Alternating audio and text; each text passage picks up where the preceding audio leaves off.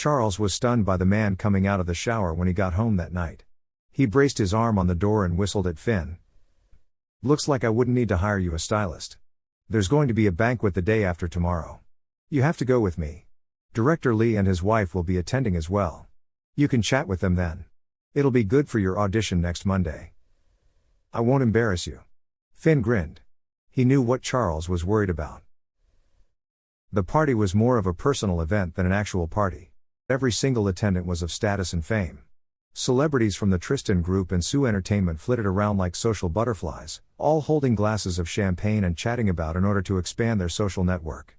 Who knows, maybe they'll find a wealthy person who would invest in them. Finn didn't really like parties. For everyone in this part of society, using parties to make connections had become a necessary skill. Finn wouldn't reject the required social meetings. There was no need pretending to be all noble and virtuous. You could do what you want, but you need a group of trustworthy friends, so as to not drown in the sea of untrustworthy people. The party this time was held in celebration of the collaboration between the Tristan Group and Sue Entertainment. The two heads were undoubtedly in the spotlight, but the one who caught the most attention was none other than Gab. Gab seriously liked wearing white suits, but, isn't it a bit stark? Every time he saw Gab's pale face matched with such plain colors, Finn felt an urge to ask about his health. Gab was pretty, but he lacked the healthy beauty of male strength. Charles, who was also an owner of sorts for this party, provided the reception venue. Naturally, he had his own VIP lounge. If he had a scepter, Charles would honestly look like a king. The two fine men walked down the stairs together. In a second, most of the room's gazes were fixed upon them. Despite whether Finn wanted to or not, Charles took his hand and pulled him toward Tristan and Sutton. Finn shot a small glare at the smiling Charles.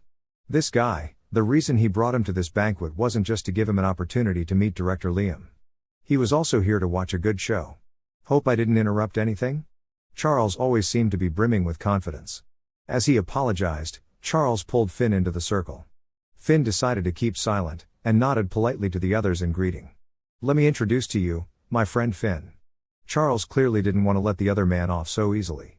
He eagerly started introducing Finn to the director and his wife. Finn didn't know if Charles just wanted to see a show or if he was testing him. Considering how close Tristan and Charles are, more than likely, the two have talked about him already. "Nice to meet you, Director. I'm Finn." Neither stuck up nor overly humble, his attitude seemed polite and soothing. Finn had known the director and his wife in his past life. These two elders didn't particularly enjoy social events or chatting with strangers. Sutton and the others soon started talking about movies. But as Finn had figured, people who didn't enjoy socializing wouldn't like talking about business in such events either. Director Lee briefly touched on the subject, then began talking about something else. Finn stood quietly on the side, and occasionally noticed the director looking at him. When everyone is talking, and he's the only one to remain silent, it automatically makes him more noticeable. This would have been a good start, but it wasn't enough to mark him as unforgettable in the director's eyes. Right at this moment, the band started playing tango music. "Charles, you're not going to ask me to dance?" Finn looked at the man beside him. There was a scene in the movie where the two main characters shared a tango, which also was one of the highlighted scenes in the move. Coincidentally, Mrs. Lee was also a fan of tango. Sometimes, actions spoke louder than words. "It's just that. I'm not very good at tango." Charles pushed Tristan forward. "Tristan is an expert dancer. He'd definitely be more than happy to enjoy this dance with you." Tristan surprisingly stepped out to do it. On the side, Gab took a sip of his wine, his complexion looking slightly unwell. Would a 37-year-old man honestly be scared of a youngster still in his 20s? Finn didn't hesitate and accepted the invitation. Finn smiled, his clear, black eyes reflecting the image of the cold man in front of him. "I'm not going to dance the female role. I thought you didn't know tango." Leaning forward slightly, Tristan pulled the two together. That sentence. The more Finn analyzed it, the more it sounded like some sort of test. The music began to play softly and their footsteps also began to sound. "You just don't understand me well enough, President Liu."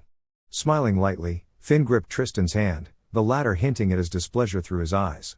The music seemed to weave through their legs like an invisible vine. When the two started their first dance, the surrounding atmosphere immediately changed. Graceful yet full of power, it was a tango that belonged between two men. Power, hidden behind every step and movement, lurked in these two men's battle. "Oh, from what I see now, I certainly didn't understand you." Narrowing his eyes slightly, Tristan peered icily at Finn, as though trying to read his mind. They stood close, looked like swordsmen ready to strike the other. A contradiction lined with soft cushioning, the two continued to test each other. There's an appropriate distance for everything. It's not good if it's too far, but it's no good if it's too close either. Don't you agree? Fiennes' lips curled up slightly. Tristan was naive to play psychology with him. Having had to deal with heart problems for more than decades, he had already developed a heart made of steel. Remaining composed had long become a habit. If I didn't just hear that with my own ears, it'd be hard for me to believe that sentence came out of your mouth. Was that a compliment? It almost sounded like a scoff. Fiennes quietly accessed Tristan. If he disliked him, he could just say it. Was it not tiring to beat around the bush like that? If he had Tristan's status and background, he could care less about how he talked, Fiennes thought. If Tristan veiled his words so much while speaking to a mere performer, other people probably needed a sort of secret code cracking system. Fiennes laughed. You could pretend I vomited. Tristan was struck dumb. He hadn't imagined that the other man would laughingly joke about. His actions and attitude was not at all like the Fiennes he knew. Right then, the music stopped. Fiennes released the hand holding Tristan's. President Liu, if you're not about to kiss me, you can let go. A sly look gleaming in his eyes, Fiennes leaned forward and whispered into the man's ear. Tristan glanced at Fiennes once, then emotionlessly loosened his arm. Ah, look at this guy. He's been harassed by his own employee and still acts like an iceberg. The two looked at each other silently. At the same time, Charles also hopped over, pulled Fiennes towards him. Hey, if you two want to shoot love arrows at each other, don't do it in front of my face, will you? I'm thirsty. How about we go for a drink? Fiennes faced Charles, and the latter laughed happily upon hearing the word drink. The two left the dance floor, walking shoulder to shoulder. Charles fluttered around the banquet like a butterfly. His charm and humor gathered a good crowd of men and women, many of which were socialites. Naturally, a good number of them were rising stars in the entertainment scene. In case he'd suffocate to death in the crowd, Fiennes slowly shifted away from Charles. Holding a glass of champagne, he edged toward the balcony. The night breeze blew past his face like invisible chiffon, adding a trace of mystery to the evening. He looked up slightly and took a sip of the golden liquid. The alcohol glided through his teeth, making a hot path down to his stomach. The night sky was particularly beautiful. Hanging alone in the distance was the moon, curved like a shining blade. The countless stars appeared markedly precious against the dirty, industrious city. Some people were like comets, although beautiful, they passed by like a flash. Some were like stars, bright but smothered by the thousands more in the ocean above. Only to the moon have people of history ever wrote poems for, again and again expressing their feelings. Even now, Fiennes was looking at it in a daze. He gazed at it blankly, with no particular feeling, or the need to lyricize. It was simply because the curved moon was the first thing he saw. Why are you out here alone? A man's voice suddenly sounded. President Su. Fiennes retrieved his gaze from the moon and smiled warmly at the man. That should be my question, shouldn't it? What's President Su doing out here? It's too boring inside. I wanted to come out for some fresh air. Sutton smiled. You tango well. I've never heard from Tristan that you had such talents. He really kept you secret. To be honest, Sutton gave off a nice first impression. But it was this kind of harmless, good-natured person that Fiennes felt the need to defend against the most. Tristan's indifference was placed right on his face, as if declaring to the world, stay away from me if you want to live. Charles' bad intentions were hidden right in his eyes. One look at him and you'd know that he was up to no good. It was people like Sutton that Fiennes feared the most. It was not that he disliked people with good personalities, but that it was honestly inconceivable for the president of a company to be good. Fiennes knew Sutton wasn't one to provoke. In this case, bringing a dog to protect himself would probably be smarter than using Charles as a lucky charm. I'm flattered, President Su.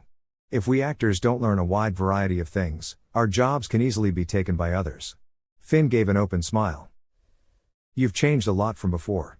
In reality, as long as you don't aim at Gab, Tristan won't be harsh towards you, Sutton said. It seems like there were some misunderstandings in the past between Gab and me. He's a good actor and person. Right now, I don't hold any sort of spite towards him. I hope President Su can understand. As an unknown starlet of the past, my life isn't very easy. So, I hope President Su and Gab can forgive me for my previous mistakes. Fiennes' tone was sincere, the hint of helplessness in his words made him appear truly pitiful. Sutton was slightly surprised. He softened his voice and said, What's past is past. I'm sure Gab won't mind. Actually, he hasn't blamed you at all. He's a kind and lovely person. Finn had no opinion on Gab, however, he felt disgusted by Sutton's words.